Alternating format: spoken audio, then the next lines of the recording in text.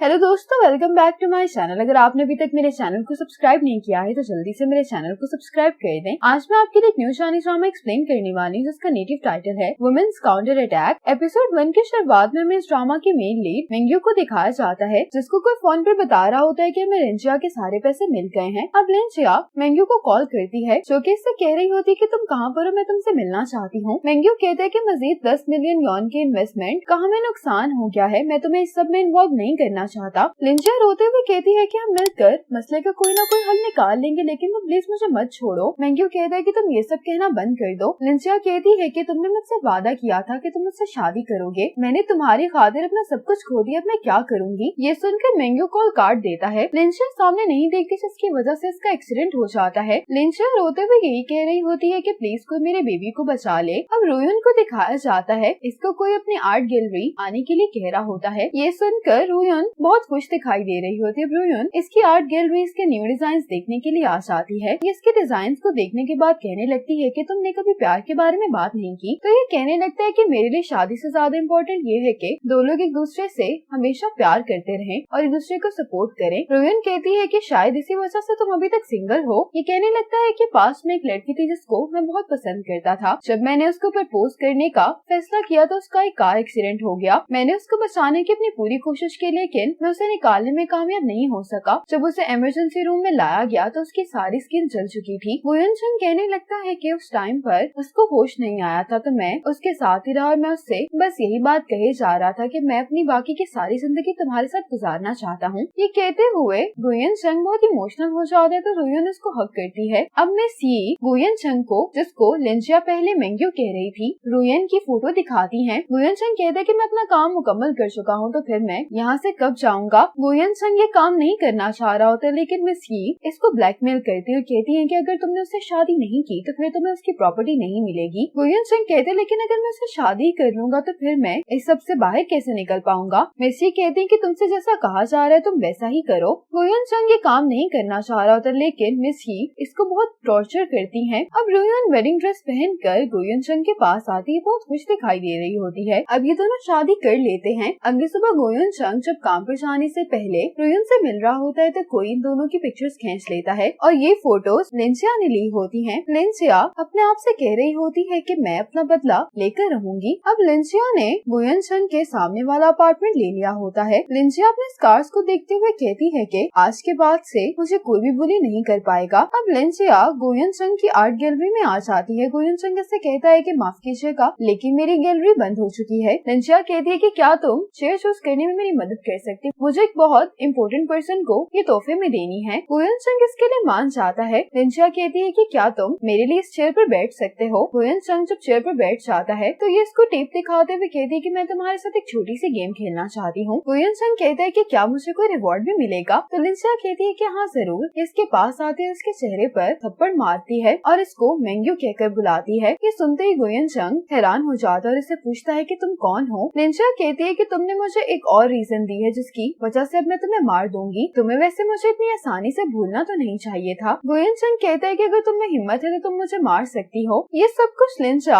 अभी सोच रही होती है। ये वुयन चंग की तस्वीर को देखते हुए कहती है कि मैं तुम्हें इतनी आसानी से नहीं मारूंगी। ये वुयन चंग की तस्वीर देखते हुए कहती है कि जिस तरह से तुमने मुझे तकलीफ पहुंचाई थी, मैं भी तुम्हें उसी तरह से तकलीफ देकर मारूंगी। अब दिखाया जाता है कि वुयन चंग 2 मिलियन की एक पेंटिंग खरीद लेता है। इसके पास एक लड़की आती है जो कि इससे कहने लगती है कि तुमने 2 मिलियन यॉन की पेंटिंग खरीद ली, क्या तुम अपनी वाइफ से इतना प्यार करते हो। तो ये कहने लगती है कि तुम अपनी वाइफ की कुछ ज्यादा ही केयर करते हो। तो वुयन चंग कहता है कि क्या मैं तुम्हारी केयर नहीं करता। ये सुनकर ये लड़की कहने लगती है कि मैं वेन ज्वेलरी की इंफॉर्मेशन ले आई हूँ। ये देखकर वुयन चंग बहुत खुश दिखाई दे रहा होता है। अब इस लड़की के साथ वुयन चंग की फोटोज लिंचिया खींच लेती है। रुयन घर पर वुयन चंग का इंतजार कर रही होती है। वुयन चंग इसके लिए फ्लावर्स लेकर आता है और इसको हैप्पी बर्थडे विश करता है। ये देखकर रुयन मुस्कुराने लगती है और इससे कहती है कि तुम्हारा एक पार्सल आया है। वुयन चंग जब इस पार्सल को खोलता है तो इसके अंदर एक नोट पर ये लिखा होता है कि तुम इतने टाइम से कहाँ थे। रुयन इससे पूछती है कि इसमें क्या है, तो वुयन चंग कहता है कि ये तो खाली है, शायद कोई मेरे साथ प्रैंक कर रहा है। वुयन चंग इससे पूछता है कि क्या तुमने घर के लिए बटलर ढूंढ लिया है। रुयन कहती है कि मिस वांग ने मुझे रेकमेंड किया है, वो 2 दिनों में यहाँ पर आ जाएगी। ये सुनकर वुयन चंग ऊपर चला जाता है। अब डोरबेल बजती है। रुयन जब दरवाजा खोलती है तो बाहर लिंचिया होती है।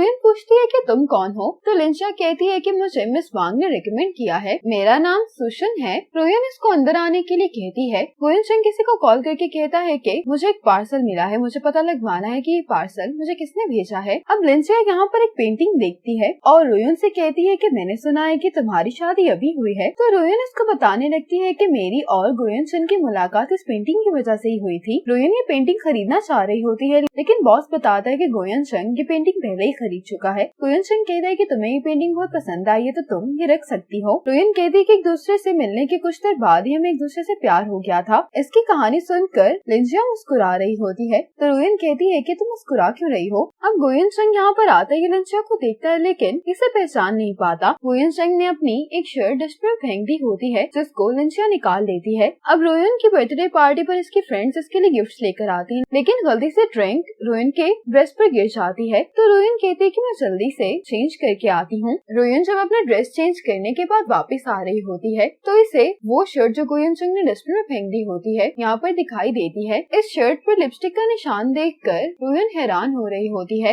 रोयन को रियलाइज हो जाता है कि गोयन चंग इसे चीट कर रहा है। अब रोयन जब नीचे आ रही होती है तो ये सभी लड़कियों को बहुत गौर से देख रही होती है और कहती है कि वो कौन सी लड़की है जिसके साथ तुम मिलकर मुझे धोखा दे रहे हो। लिंशिया भी इन दोनों की बर्थडे पार्टी में तैयार होकर आ जाती है। इसे इस तरह से तैयार देखकर रोयन की फ्रेंड यिनफे को अच्छा नहीं लगता और ये इससे कहने लगती है कि ये तुम्हारे घर की बटलर है तो फिर ये इतना तैयार होकर बर्थडे पार्टी में क्यों आई है। ये लिंशिया को बहुत बातें सुना रही होती कि इसकी इंटेंशंस ठीक नहीं है। लिंशिया कहती है कि जब इस घर की ऑनर कुछ नहीं कह रही तो फिर तुम मुझसे इस तरह से बात क्यों कर रही हो, क्या तुम अपने आप को इस घर की ऑनर समझती हो। ये सुनकर ये लिंशिया को मारने वाली होती है, लेकिन लिंशिया इसको रोक देती है और उल्टा इसके मुंह पर थप्पड़ लगा देती है। यिनफे बहुत गुस्से में से कहती है कि तुम्हारी मुझे थप्पड़ मारने की हिम्मत कैसे हुई, लेकिन रोयन इसे कहती है कि तुम गुस्सा मत करो और इसको ऊपर भेज देती है। और लिंशिया से भी कहती है कि बहुत जज्बाती इसलिए तुम इसकी बातों को बुरा नहीं मनाना। लिंशिया कहती है कि मैंने इसकी बातों को बुरा नहीं मनाया, मैं भी नहीं चाहती कि मेरी वजह से तुम्हारा स्पेशल दिन खराब हो जाए। अब गोयन चंग रोयन को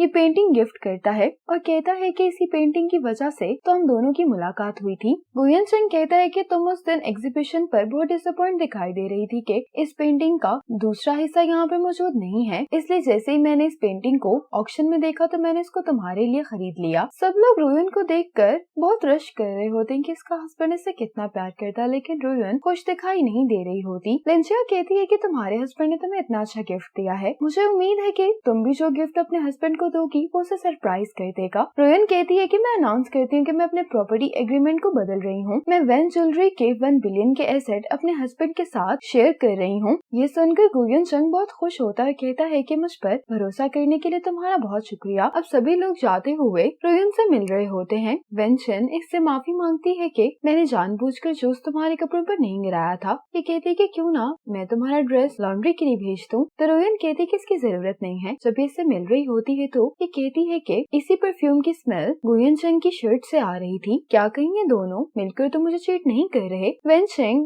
गोयन चंग की गैलरी में काम करती है। अब गोयन चंग किसी लड़की से बात कर रहा होता है, कहता है कि हमारा प्लान कामयाब रहा है, मैं सही वक्त देखते ही पैसे ट्रांसफर कर लूंगा। तो ये लड़की पूछती है कि तुमने मेरे बारे में क्या सोचा है। गोयन चंग कहता है कि बहुत जल्द वो दिन आएगा जब हमें किसी से भी छुपना नहीं पड़ेगा। गोयन चंग यिनफे से मिल रहा होता है, इन दोनों की तस्वीर लिंशिया खींच लेती है। अब रोयन रोते हुए अपने आप से कह रही होती है कि अगर मैं इसको ब्लेम करूंगी तो मेरी शादी खराब हो जाएगी, इसीलिए पहले मुझे ये पता लगाना चाहिए कि असल में वो लड़की है कौन। आज वेन चेन ये लॉक खोलने की कोशिश कर रही होती है, लेकिन इतने में ही गोयन चंग यहाँ पर आ जाता है और इससे पूछता है कि तुम क्या कर रही हो। ये गोयन चंग को यहाँ पर देख कर घबरा जाती है। गोयन चंग इससे पूछता है कि तुम्हारे हाथ में क्या है। गोयन चंग देखता है कि इसके हाथ में एक परफ्यूम होता है। ये कहता है कि तुम्हारे पास मेस्काओ का परफ्यूम क्या कर रहा है। ये कहती है कि मैं लॉक इसलिए खोल रही थी क्योंकि मुझे ये परफ्यूम उसकी जगह पर रखना है। गोयन चंग कहता है कि तुम्हें क्या लगता है कि मैं तुम्हारी इस बात पर यकीन कर लूंगा। इतने में यहाँ पर रोयन आ जाती है। गोयन चंग कहता है कि तुम यहाँ पर क्या कर रही हो। तो रोयन कहती है कि मैं यहाँ पर वेंचन से मिलने के लिए आई हूँ। ये इसको अपने ड्रेस की ड्राई क्लीनिंग की स्लिप देती है। तो कहती है कि मैं आपको पैसे अभी ट्रांसफर कर देती हूँ। गोयन चंग कहता है कि तुम दोनों बात करो, मुझे काम करना है। रोयन वेंचन से पूछती है कि मेरे हस्बैंड की शर्ट से तुम्हारी परफ्यूम की स्मेल क्यों आ रही थी। तो वेंचन कहती है कि तुम्हें गलत फहमी हो रही है, कल सोफा देखने के लिए मेस्काओ यहाँ पर आई थी और ये परफ्यूम वही छोड़ गई थी। मुझसे ये परफ्यूम टूट गया था। मुझे डर था कि जब उन्हें मालूम होगा तो वो गुस्सा करेंगे, इसलिए मैंने टूटे परफ्यूम की जगह ये नया खरीद लिया। रोशन इससे पूछती है कि तुम किस मिसगांव की बात कर रही हो। वेंचन कहती है कि वो गोंगटोंग बैंक की वाइस डायरेक्टर हैं। दूसरी तरफ घर पर लिंजिया गुयन सन की फाइल्स चेक कर रही होती है। लिंजिया कहती है कि डॉक्यूमेंट्स तो रुयन की कंपनी के हैं, तो फिर गुयन सन की कंपनी के डॉक्यूमेंट्स कहाँ पर होंगे। इसे यहाँ पर एक लॉकर दिखाई देता है। अब लिंजिया अननोन नंबर से रुयन को गुयन सन की किसी लड़की के साथ पिक्चर भेज देती है। ये पिक्चर देखने के बाद ये बहुत गौर से अपनी बेस्ट फ्रेंड येनफे को देख रही होती है। येनफे इसको अपने इयरिंग्स दिखाते कहती है कि ये मेरा नया डिजाइन है, तुम्हें कैसा लगा। रुयन तो शॉक में होती हुई बस हाँ में सर हिलाए जा रही होती है। येनफे के यहाँ से जाने के बाद रुयन पिक्चर को जूम करके इस लड़की के इयरिंग्स ही देख रही होती है और ये देख कर रुयन बहुत ज्यादा शॉक हो जाती है। इसी मोमेंट पर ये पार्ट खत्म हो जाता है।